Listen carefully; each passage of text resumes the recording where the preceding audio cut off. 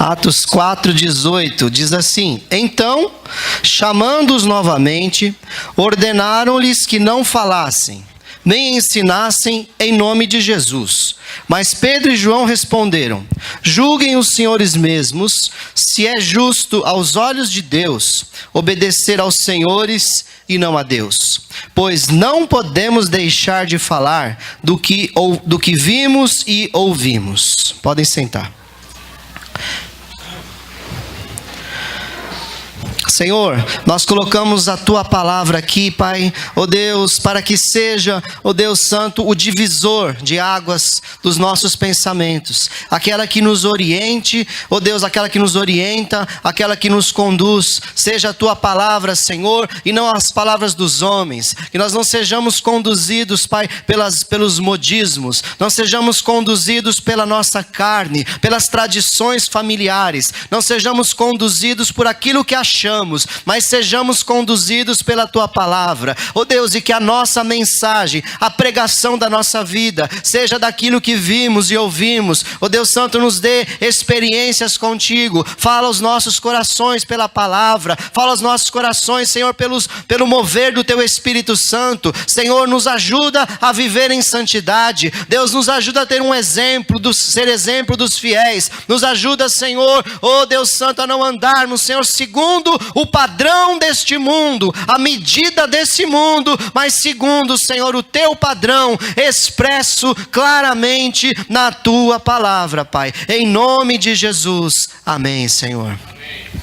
O apóstolo Pedro, ele fala aqui nesse momento de perseguição, onde após ele pregar o evangelho, aliás, após ele nem pregar o evangelho, ele fez um milagre, né? Ele e João haviam curado aquele coxo de nascença, e ele foi preso junto com João por causa do tumulto que foi a conversão daquele homem, e eles foram levados diante dos sinédrios, que era como se fosse o juiz, eram os juízes daquela época que julgavam as questões dos judeus, era chamado sinédrio, e eles estavam ali diante daqueles homens, e eles disseram: olha, vocês parem de falar em nome desse Jesus, em nome desse homem que tumultuou aqui em Jerusalém, que veio trazer uma doutrina estranha a nós, essa seita dos nazarenos. Pare de falar em nome de Jesus. E Pedro, com risco de vida,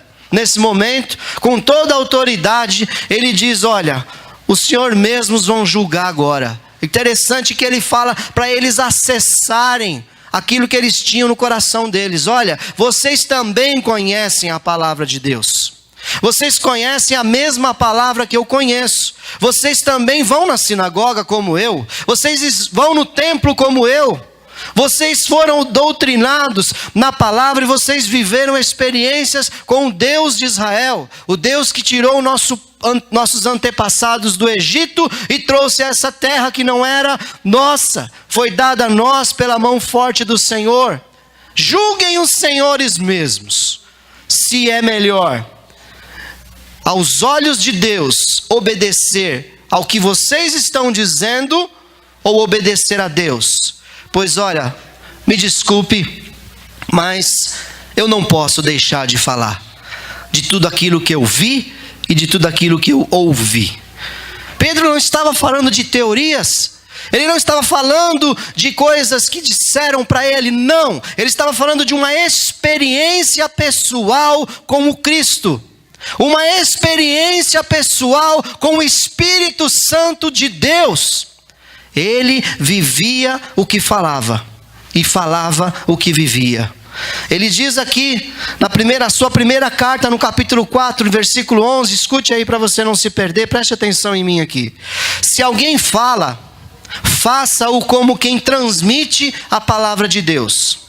Se alguém serve, faça-o com a força que Deus provê, de forma que em todas as coisas Deus seja glorificado mediante Jesus Cristo, a quem seja a glória e o poder para todos sempre. Então ele deixa claro aqui qual é o tema da mensagem da vida dele. Ele deixa claro qual é a atitude de vida que ele tem. Ele diz assim: se eu falar, se alguém falar, faça-o pela transmissão da palavra de Deus. O teu vocabulário, o que você, nas rodas de conversas, o que você tem como mais importante na tua vida, é a transmissão da palavra de Deus. Primeiro ponto que ele fala: se alguém fala, fale como quem transmite a palavra de Deus. A nossa vida, irmãos, deve ser expressão da palavra que nós vivemos, daquilo que você viveu, que você aprendeu com Deus, o seu testemunho pessoal, aquilo que Deus fez na sua vida.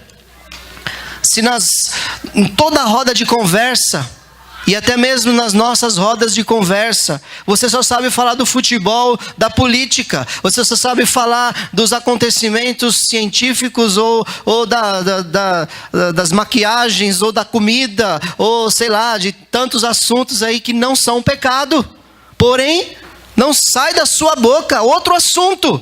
Quando começa a falar de alguma coisa da Bíblia, fica um silêncio, ninguém fala nada. A rodinha começa a ficar chata. Quem fala, fale como quem transmite a palavra de Deus. Talvez você não fale porque não tem o que falar mesmo. Você não viu e nem ouviu nada. Você não leu nada. Ou se leu apenas para cumprir um protocolo. Nós não fomos chamados para cumprir protocolos, igreja. Você não foi chamado para ler o texto da célula 5 minutos antes da reunião, e olhe lá se ainda leu. Você não foi chamado para fazer uma leitura sequencial da Bíblia, de Gênesis a Apocalipse, uma leitura em um ano, apenas para dizer que leu.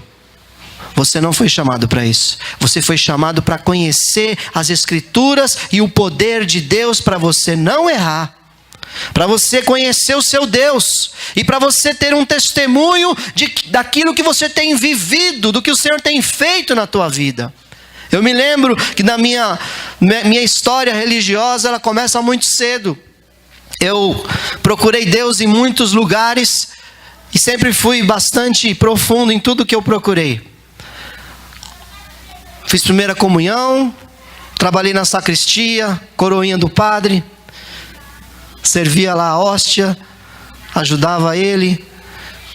Quando no tempo da crisma, que é mais tarde, eu já tinha me desviado do catolicismo, vamos dizer assim, fui para os Mormons, me batizei nos Mormons, procurei ler o livro de Mormon inteiro, procurei conhecer a doutrina Mormon, me tornei diácono Mormon, e estava lá, não estava suficiente, procurei o espiritismo, fui aos centros, fiz trabalhos, consagrações, acendi vela, paguei para matar galinha, mas não encontrei ali o sustento da minha alma. Ela clamava. Fui para o esoterismo, pirâmides, numerologia, todo tipo de doutrina chinesa, tailandesa, hinduísta. Procurei conhecer essas coisas, fiz diversas simpatias, diversos rituais, mas não encontrava o Senhor. Aí eu falei no meu coração, como diz lá no Salmo, disse o louco no seu coração: não há Deus. Eu cheguei no meu tempo de ateísmo e disse: não há Deus. Deus não existe. Isso é fruto da imaginação do homem. O homem, ele cria isso na sua cabeça, e ele é uma ficção. E é até bom. Ele conduz a sociedade, põe medo para as pessoas não fazerem o mal um ao outro. Não, Deus não existe. Deus é uma criação do ser humano. Passei meu tempo de treva total, ateísmo. E foi por algum tempo assim. Quando conheci a Luciana, uma das primeiras conversas que a gente teve foi sobre o meu ateísmo. E ela falou: você fala igual a minha mãe. E ela, coitada, casou com a mãe dela, porque a gente é muito parecido em muita coisa. E a mãe dela também fala isso, sobre Deus. A religião é, como que é a mesma frase? A religião é a muleta? É a muleta, né? Não é mola? Não, muleta. Religião é muleta. As pessoas precisam de uma religião porque precisam se firmar em alguma coisa. E realmente, religião mesmo é uma muleta. Se a pessoa se apegar a princípios religiosos apenas, é uma muleta. É uma forma exterior dela achar, dela colocar sua consciência tranquila e achar que está tudo bem. E com 21 anos de idade, o meu primo goiano veio aqui e proporcionou o meu encontro com a minha mãe biológica. E aí as coisas começaram a mudar. Foram 5 anos visitando um povo diferente. Foram 5 anos indo em Goiás, visitando pessoas que tinham uma motivação de vida muito diferente de tudo aquilo que eu tinha vivido. Pessoas que se reuniam no final da tarde ou na tardezinha na hora do lanche. Não tinha eletricidade, tinha um rádio, um toca-fitas a pilha, colocavam uma fita cassete com playback e cantavam louvores, a minha mãe, as minhas irmãs, e eu sentia algo diferente naquele negócio. E eu via que tinha algo mais ali, mas eu continuava ateu.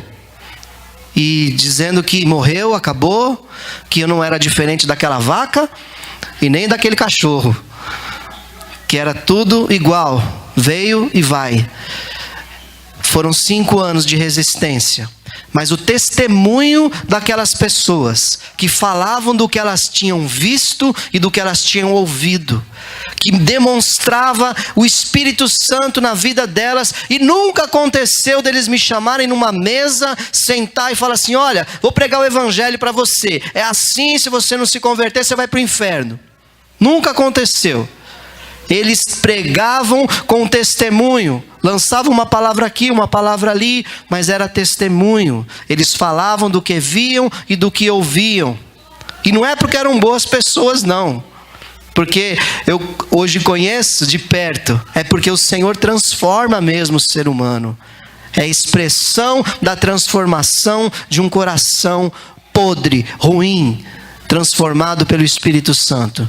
E em janeiro de 1996, estava eu ali como quem não quer nada, e andando com o presbítero da igreja, durante o dia todo, sentindo a paz de espírito que aquele homem transmitia. Era uma quinta-feira, eu falei no meu coração: hoje eu vou para a igreja. E ele não falou nada para mim naquele dia. Hoje eu vou para a igreja, e quando eu chegar na igreja eu vou aceitar esse Jesus dos crentes. Eu vou aceitar a lei dos crentes. Se não puder usar mais bermuda, eu não uso, porque eu quero ter o que esse homem tem. Se tiver que jogar minha televisão fora, eu jogo, porque eu quero ter o que esse homem tem. Porque a igreja lá é de doutrina, como eles falam. E eu falei: eu vou, não importa o que eu tenha a perder. Irmãos, conversão é isso. Você não se preocupa com o que você está perdendo, entre aspas. Você quer aquilo que você está ganhando. Você vê algo muito mais valioso naquilo. Quando você compra alguma coisa que você gosta muito, você não tira a nota da carteira: ai, que dó, ai, tô comprando esse chocolate tão gostoso, que dó de dar isso aqui. Não, você dá o dinheiro lá e pega o chocolate, e rasga o chocolate e come. Que delícia esse chocolate, é ou não é? Você não tem que ter dó. Eu não tive dó. Eu falei: não, isso é muito mais do que tudo que eu tive até hoje.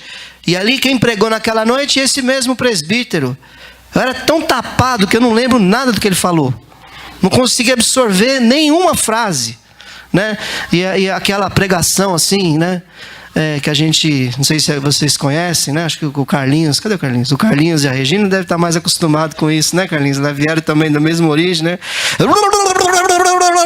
Porque Jesus, porque você, porque em nome de Jesus, amém.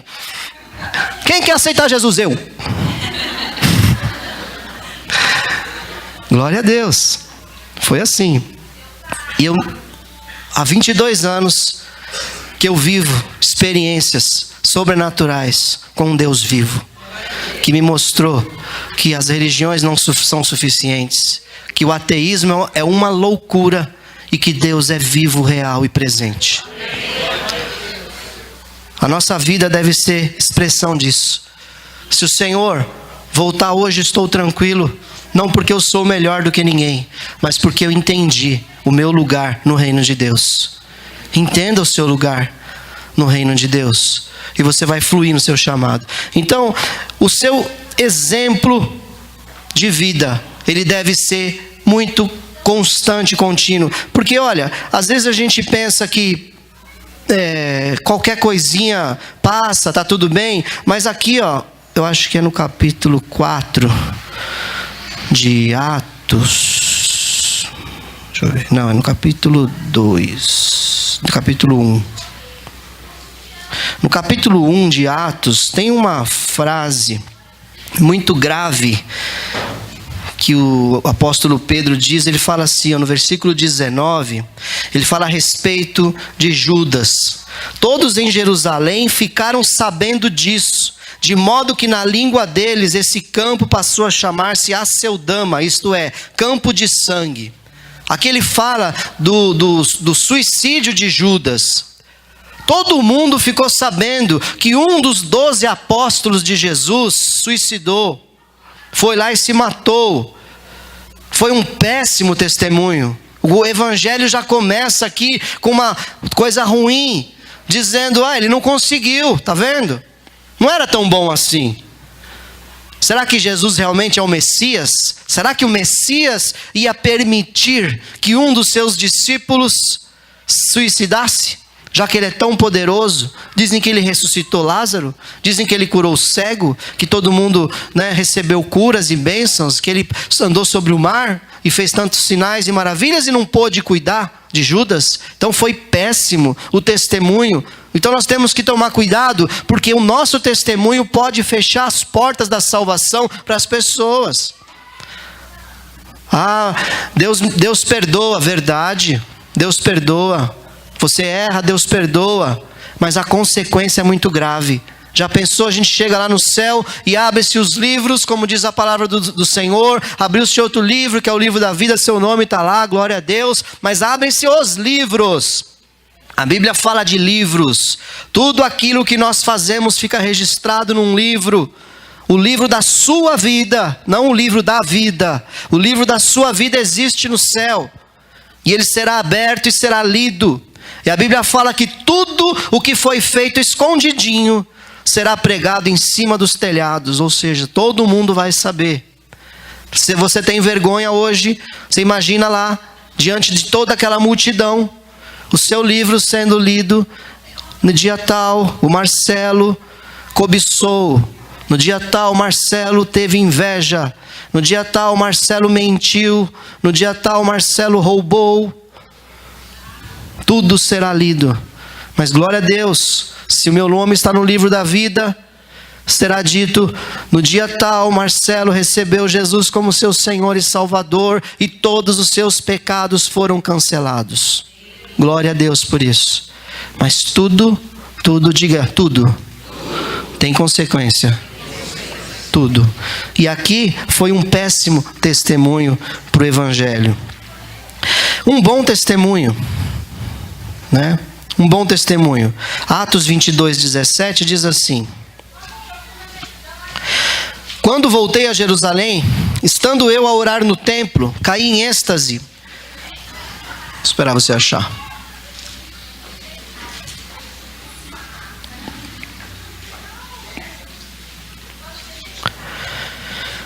Quando voltei a Jerusalém, estando eu a orar no templo, caí em êxtase e vi o Senhor que me dizia: depressa, saia de Jerusalém imediatamente, pois não aceitarão seu testemunho a meu respeito. Eu respondi: Senhor, estes homens sabem que eu ia de uma sinagoga a outra, a fim de prender e açoitar os que creem em ti.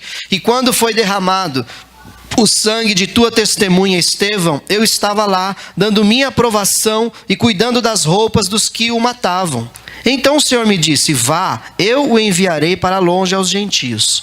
Então, que o apóstolo Paulo fala da sua conversão.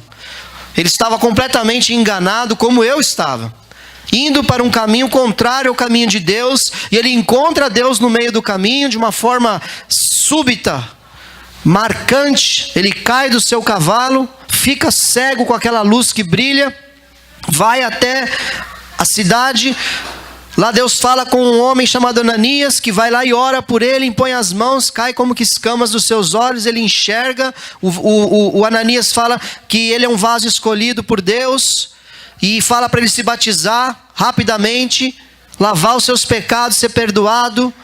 E ele rapidamente se batiza, toma uma posição e fala com Deus aqui. E aqui eu quero fazer só um parênteses na sua vida, na sua conversão. Não sei se você notou, mas o apóstolo Paulo fala para Deus: Senhor, Deus fala, vai para longe de Jerusalém. Imediatamente ele fala: Senhor, todo mundo sabe que eu era perseguidor da igreja, e agora eu me converti. É claro que eles vão aceitar o meu testemunho. Eu vou chegar e vou falar para os judeus: vocês lembram de mim, que eu matei cristãos, mas aquele Jesus que eu persegui apareceu para mim, eu me converti. Ele é real, ele ressuscitou de verdade, ele é o Messias. Eles vão aceitar, Senhor. Querendo ensinar Deus. A gente se frustra na caminhada também, porque na nossa vida a gente às vezes quer parar e falar assim: não, Deus, tem que ser assim. E Deus não fala nada para ele, fala assim, somente diz assim: então o Senhor me disse, vá, eu o enviarei para longe aos gentios. Está falado, Paulo. O que eu quero de você não é em Jerusalém, é longe daqui. Vai pregar em outros lugares, em Éfeso, em Tessalônica, vai pregar na cidade de Corinto. Sai daqui. Quantos de nós, esse é um parênteses, eu já o fecho ele, querem ensinar Deus? Na sua caminhada Deus fala: é assim que eu quero que você me sirva, dessa maneira. Não, Senhor, mas eu tenho tal cultura, eu estudei em tal lugar, eu sei fazer tal coisa, então vai ser melhor se eu atuar na tua obra dessa maneira. Deus está falando para você hoje: faça aquilo que eu te mandei, não aquilo que você acha que é o melhor. Amém? Fecha parênteses. Não ensine Deus. Então ele diz aqui a respeito da sua conversão. Isso aqui é o final da vida dele. Mais uns 2 anos, 3, ele morre. Aqui, apóstolo Paulo, essa pregação. Ou seja, durante todo o período de conversão dele, ele não mudou a mensagem. Desde que ele nasceu para Cristo, até o fim da sua vida, a mensagem que saía da sua boca era Cristo. E esse Cristo, ele diz, crucificado. Ele dizia sempre: eu era podre, eu não merecia nada, eu fui um assassino, mas o Senhor me perdoou, me transformou, e hoje eu estou dizendo a você: arrependa-se dos seus pecados, entregue sua vida ao Senhor e venha morar no céu também. Era essa a mensagem até o final da vida dele. Não deixe que os anos de cristianismo mudem a sua mensagem. Sua mensagem pode ser mais profunda, pode, deve. Sua mensagem pode ter mais conteúdo, você pode conhecer mais a palavra. Mas a sua mensagem de transformação, de evangelho, não pode mudar por causa dos anos, por causa das decepções, por causa do comodismo, por causa dos problemas. Se nós olharmos para os apóstolos, o que não faltava era problema, era incompreensão. O que não faltava era perseguição, mas a mensagem deles não mudava. Eles poderiam ser seduzidos pelo seu coração a dizer assim: vamos dar uma suavizada nessa mensagem, está tão difícil, vamos fazer um evangelho mais light. Mas o apóstolo Paulo fala em Gálatas capítulo 1, versículo 8: se alguém vos pregar outro evangelho diferente do que nós temos pregado, ainda que desça um anjo do céu, ou seja, qualquer um de nós apóstolos, que essa pessoa seja considerado um anátema, um maldito. Não pode mudar. O evangelho na sua vida não pode mudar até a volta de Jesus, e ele está voltando. O que ele pregava? Qual era a doutrina de pregação dos apóstolos? No capítulo 24, dessa mesma continuação aqui da prisão de Paulo, ele é levado diante do governador Félix, porque ele era romano, então ele não podia simplesmente ser açoitado lá, ser preso sem um julgamento. E ele recorre e ele vai até o governador, mas parece que não foi um bom negócio. Mas de qualquer forma, ele foi. E ele foi até a presença de Félix, e Félix falou: o que está acontecendo? Me fala aí. E aí diz em capítulo 24, versículo 25, quando Paulo se pôs a discorrer acerca da justiça, do domínio próprio e do juízo vindouro, Félix teve medo e disse: basta por enquanto, pode sair, quando achar conveniente eu mandarei chamá-lo de novo.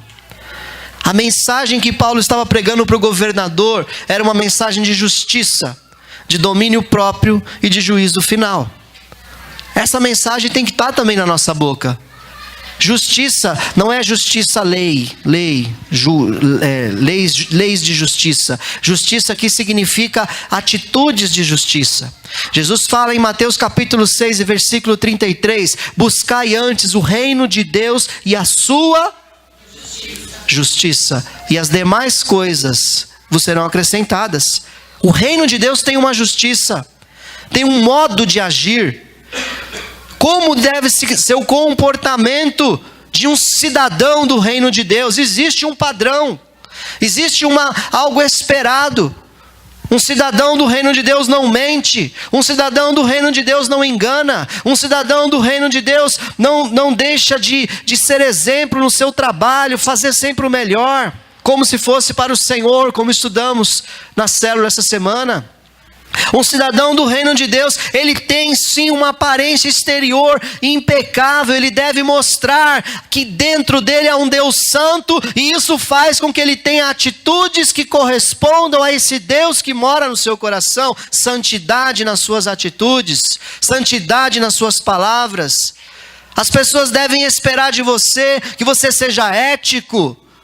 E ele começou a pregar para Félix sobre a justiça. Eu imagino ele falando a respeito da corrupção para Félix, que era um corrupto, queria dinheiro de Paulo para sair da prisão, porque sabia que Paulo vinha de uma família rica, nasceu como romano, ele não comprou a cidadania romana, ele nasceu. É como se hoje você comparar um cidadão dos Estados Unidos, que vive o sonho americano.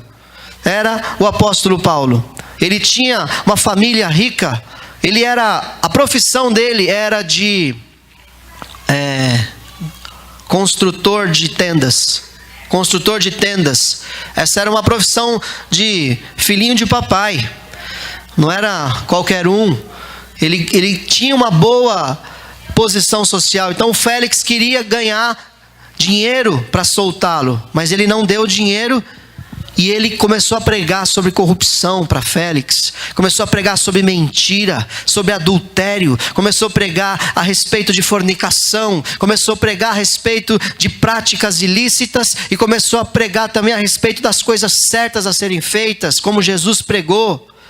Se você tem 2 túnicas, tire uma e dê a outra, fique com uma e dê a outra, divida, compartilhe, ame, ore por aquele que te persegue. Seja um cidadão do reino que expresse essa identidade que você tem. Lá no seu RG espiritual está escrito: país, reino de Deus, cidade, Nova Jerusalém celestial, nascimento, a data que você nasceu para Cristo. Glória a Deus. Quem sabe o atestado de óbito está chegando, 23 de setembro de 2017. Ele falou sobre uma vida correta. É a justiça do reino e não a justiça do mundo. O evangelho não é lógico como o mundo. O evangelho fala: semeie que você colhe. O mundo fala: quem guarda sempre tem. O evangelho fala: se te baterem na face, dê a outra face. O mundo fala: não leve desaforo para casa.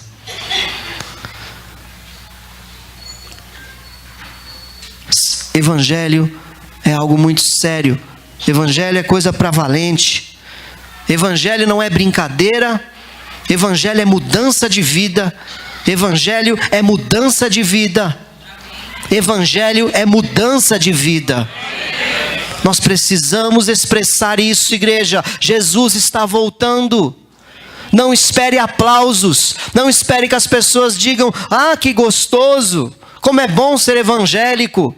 Porque se tiver gostoso, sendo bom ser evangélico, é porque não está havendo confronto, não estamos andando segundo o evangelho, estamos andando segundo o mundo.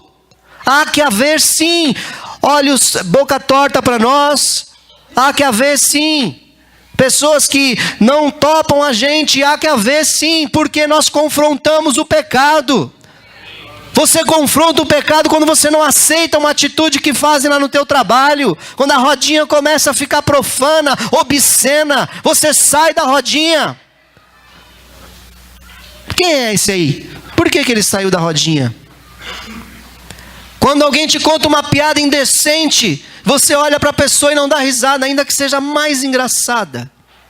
Eita, coisa difícil. Você olha para a pessoa uma piada indecente, você não deve participar disso, querido. É imoralidade. Hoje em dia, a palavra pornografia, a porneia no grego, a moicheia no grego, que é imoralidade sexual, ela se tornou tão comum, mas tão comum, que a gente vê até postagem de evangélico no Facebook, que na postagem você vê imoralidade sexual. E é tão engraçadinho, né? É tão legal. Páginas que você clica lá. Se você não sabe, a gente fala de novo para você aprender. Quando você curte uma página, um post de uma página, você está aprovando aquela página. E não somente aquela postagem bonitinha que você achou. Eu vejo evangélico curtindo frases de Chico Xavier. Meu Deus! Ah, mas é tão legal a frase, é tão pertinente. O diabo falou palavras tão pertinentes para Jesus. Se tu és o Filho de Deus, transforma a pedra em pão.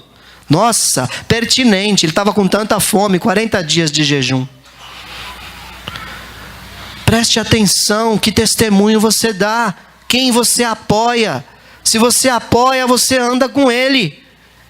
Minha mãe falava que quem com porco anda, farelo come. Quem com porco anda, farelo come. Então, não estou aqui chamando as pessoas de porcas. É um ditado popular. Você se contamina. Você faz as mesmas coisas que o seu grupo faz. Quem sofre mais aí são os jovens, adolescentes, sempre.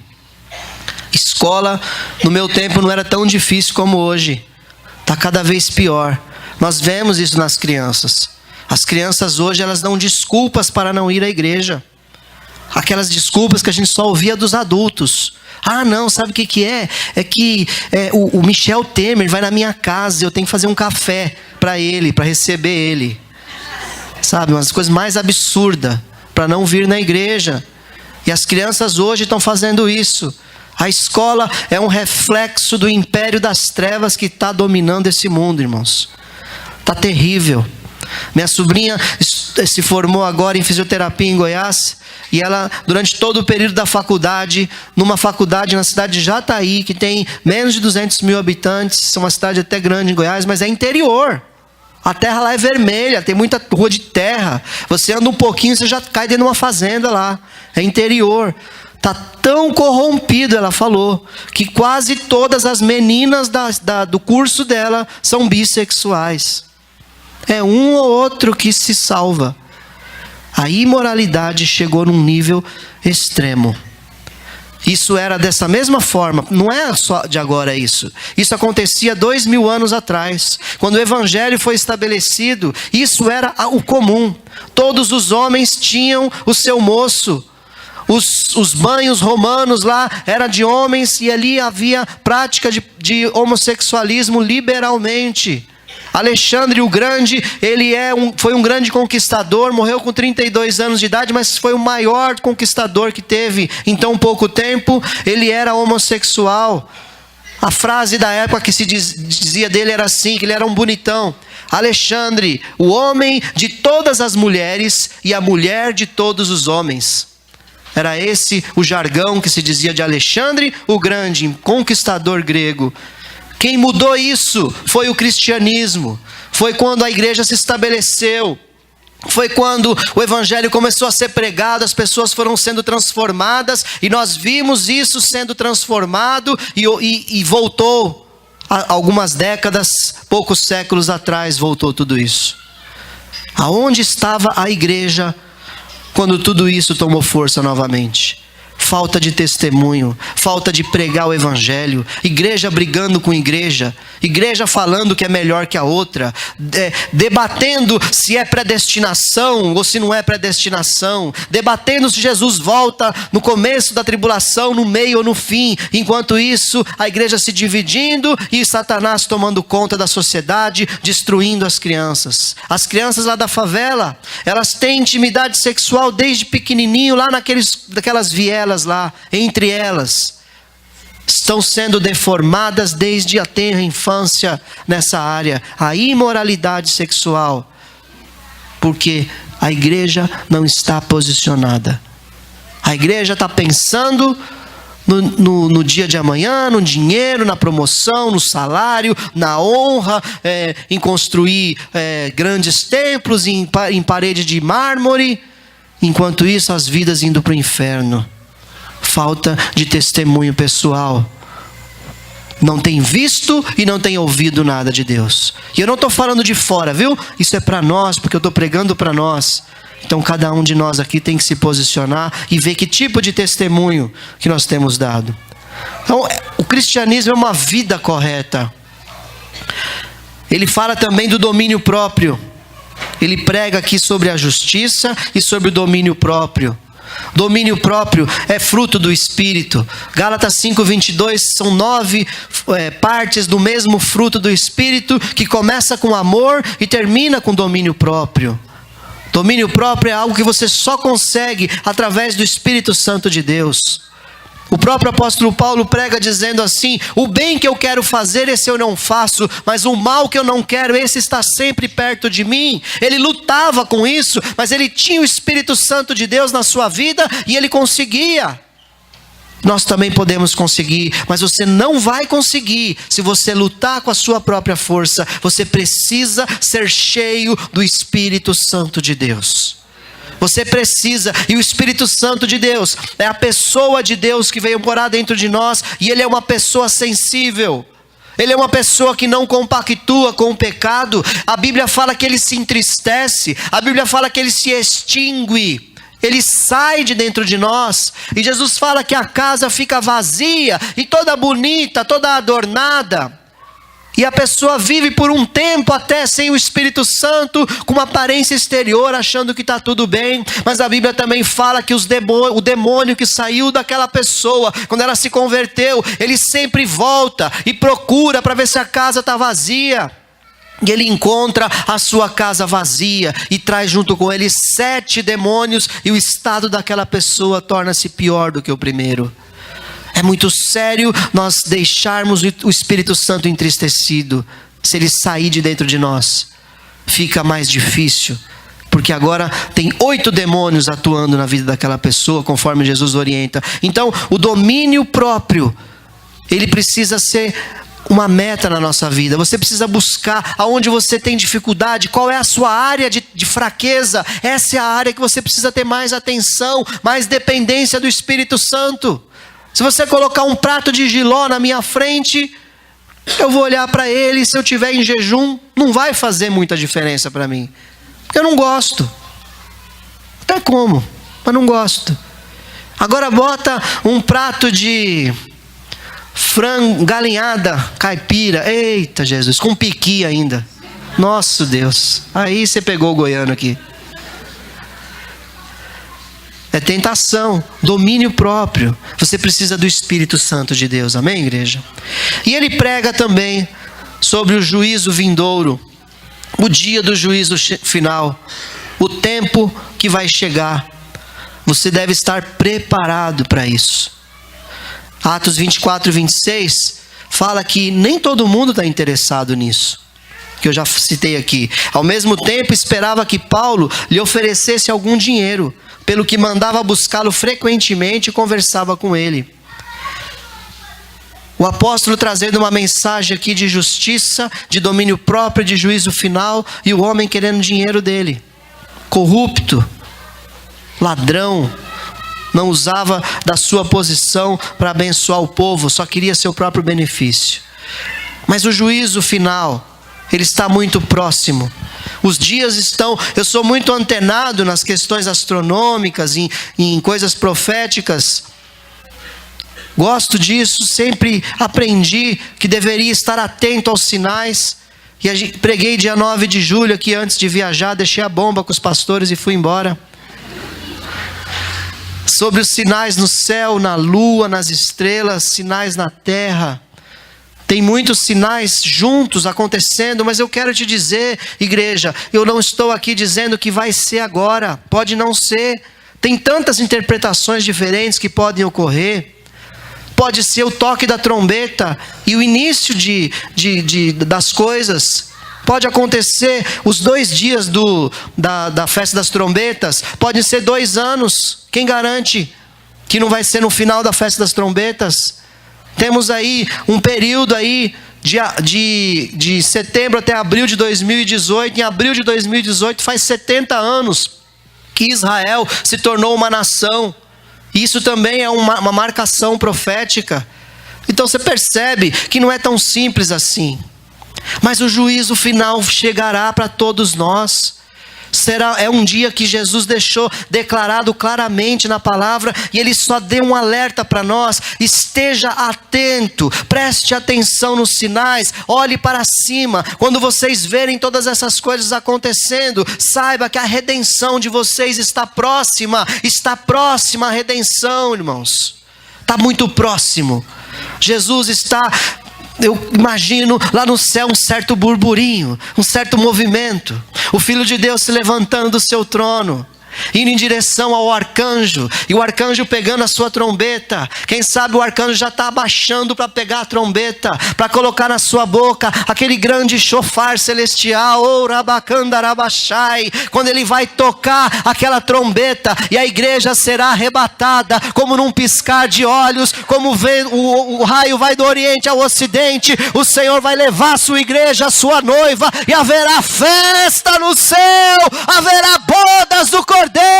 O casamento da igreja acontecerá em breve. Igreja, esteja preparada. Oh, aleluia. Essa é a nossa mensagem, igreja. Uma vida de testemunho, uma vida de controle, domínio próprio, e uma vida que prega: os dias estão chegando ao final. Seja essa a mensagem que sai da sua boca, em nome de Jesus. Podemos louvar o Senhor? Amém?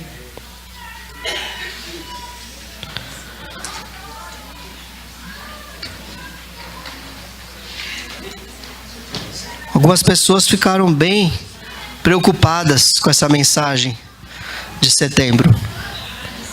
Que bom. Jesus falou que era para ser assim. Esteja atento para que você não seja pego de surpresa. Quem não estava aqui dia 9 de julho? Levanta a mão. Quem não estava? Só? Vocês estavam aqui? Carlos e Regina? Não? Não estavam? Vê na página da família, comunidade da família, não, onde é? No YouTube, né? A página do YouTube, né? Que tem a mensagem. Escute lá a mensagem sobre essa revelação, que não dá para falar tudo de novo, sobre o cumprimento das profecias e a provável volta de Jesus muito em breve. Por causa desses sinais que estão se cumprindo, parece que Jesus está realmente avisando que Ele está voltando. Porque está muito claro para mim que o mundo vai ser pego de surpresa, mas a igreja não. Está muito claro. Não tenho-vos chamado de servos, disse Jesus, mas tenho-vos chamado de... Por quê? Porque o servo não sabe o que o Senhor vai fazer, mas Jesus disse: o amigo sabe tudo. Você é amigo de Deus? Então Ele revela para você o dia que Ele vai voltar. Amém? Esteja preparado. Vamos adorar ao Senhor.